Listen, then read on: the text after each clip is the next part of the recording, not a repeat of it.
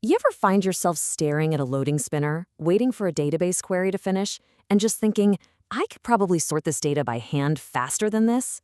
Yeah, we've all been there. That agonizing wait, it's often caused by a silent performance killer. But the solution, thankfully, is surprisingly elegant. Today, we're going to pull back the curtain and show you the secret sauce behind absolutely lightning-fast data retrieval. So here's our game plan. First, we'll talk about the slow query problem itself. Then we'll uncover how indexes work their magic. After that, we'll get into choosing the right kind of index, explore some pro-level techniques, and wrap it all up with the critical trade-offs that you absolutely need to know about. All right, let's start with the big one, the pain point, the slow query.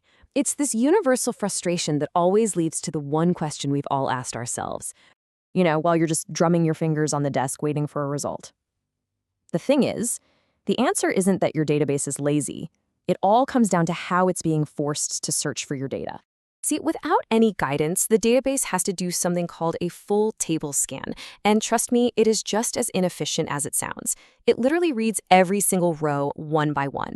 Now, for a tiny table, a few thousand rows, maybe that's okay. But what happens when that table grows to millions or even billions of records? It becomes completely cripplingly slow. So, how do we fix this? How do we give our database a proper guide? Well, this is where we introduce the hero of our story, the index. And honestly, this analogy is perfect because it's exactly how it works.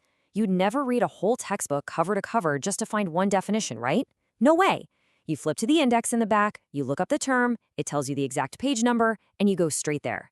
A database index does the very same thing, but for your rows of data. But look, this isn't magic. It's just some really clever computer science. The real secret to all this speed is a super efficient data structure called a B tree. That stands for balanced tree. Okay, so how does this B tree thing actually work so fast? Imagine your data organized in a giant upside-down tree. The database starts at the very top, the root. Let's say it's looking for user ID number 78. The root node might say, everything to my left is less than 100, and everything to my right is 100 or more. Boom! Since 78 is less than 100, the database instantly ignores the entire right half of the tree. It doesn't even look at it. It jumps to the left branch. The next node it hits might say, okay, left is less than 50, right is 50 or more. Well, 78 is more, so it jumps to the right. You see what's happening here? With every single step, it's just throwing away these huge chunks of data. This is what we call finding data in logarithmic time. It means that even if your table grows from 1 million rows to 1 billion rows, the number of steps it takes to find what you're looking for barely even increases. It's just unbelievably efficient. So just knowing that indexes are fast is a great start. But the real power, the real art, comes from understanding and choosing the right type of index for the specific queries you're running. This is where the strategy really comes into play. Your first big choice is between a clustered and a non-clustered index. A clustered index is special because it dictates the actual physical order of the data on the disk. And since your data can only be physically sorted in one way, you only get one of these per table. A non-clustered index, on the other hand, is a completely separate structure, like that book index that just holds pointers back to the real data rows. And because it's separate, you can have a bunch of these on a single table. Okay, but what about those queries that filter on multiple columns? Like finding all orders for a specific customer on a specific date. For that, we use what's called a compound index. And I'm telling you, the most important detail here is that the order of the columns you list in that index is absolutely critical for its performance. So this behavior is all governed by something called the leftmost prefix rule. Let's stick with that phone book analogy. If the book is indexed by last name, then first name, you can find all the people with the last name Smith really fast. You can also find John Smith super fast. But you can't efficiently find all the people named John without just reading the whole darn book. Your compound index works the exact same way. All right, now that we've got the fundamentals down, let's look at a couple of advanced techniques. Think of these as your secret weapons for getting some really dramatic performance boosts. First up, we have the covering index. This is an index that includes every single column that your query needs to return. The name covering is just perfect because it completely covers the entire query. This means the database can answer your whole request just by looking at this smaller, more efficient index without ever needing to go and touch the main, much larger data table.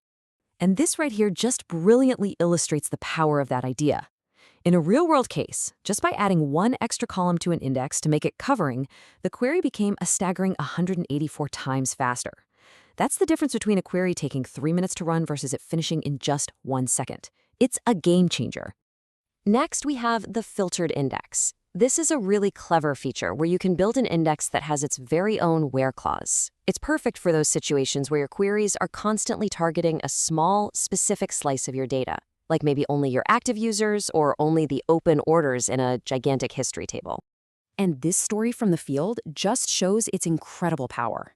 A financial firm had this massive table, 500 million transactions, but their daily reports only ever cared about the tiny 2% of transactions that were currently active. By creating a filtered index on just those rows, their reports went from taking minutes to run down to just seconds. And look at this, the index size itself shrank from a chunky 30 gigabytes to just 2. And the numbers really prove it. In this test case, you can see that a normal index helped reduce the data reads a bit. But look at the CPU time. With the filtered index, the CPU time absolutely plummets, from 405 milliseconds all the way down to just 16. The database is doing so much less work because the index is way smaller and hyper-specific to the query. So, after seeing all these amazing benefits, the natural question is, well, why don't we just index everything, right? Well, like with pretty much everything in technology, there's always a trade-off. Indexes are not free. And this right here is the fundamental trade-off. For every single index you add, you make your data lookups, your select queries, faster. But at the same time, you make every write operation, every insert, update, and delete, slower. Why? Because the database doesn't just have to write the data to the cable anymore. It now has the extra work of updating every single index that is affected by that change. So this brings up a really common question. Is this a RAM issue? As your data grows, are you just going to run out of memory? And the answer is, not really how you might think. Yes, for an index to be super fast, parts of it get loaded into RAM, but that's rarely the main limitation.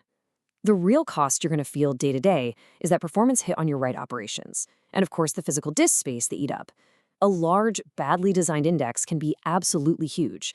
It's a constant balancing act between read speed and write efficiency. And that really just leaves us with this final thought. Smart, deliberate indexing is one of the most powerful performance tools you have. But creating too many indexes or creating the wrong kind can actually become its own silent killer, slowing down your whole application. The real art is in looking at your specific workload and finding that perfect, elusive balance.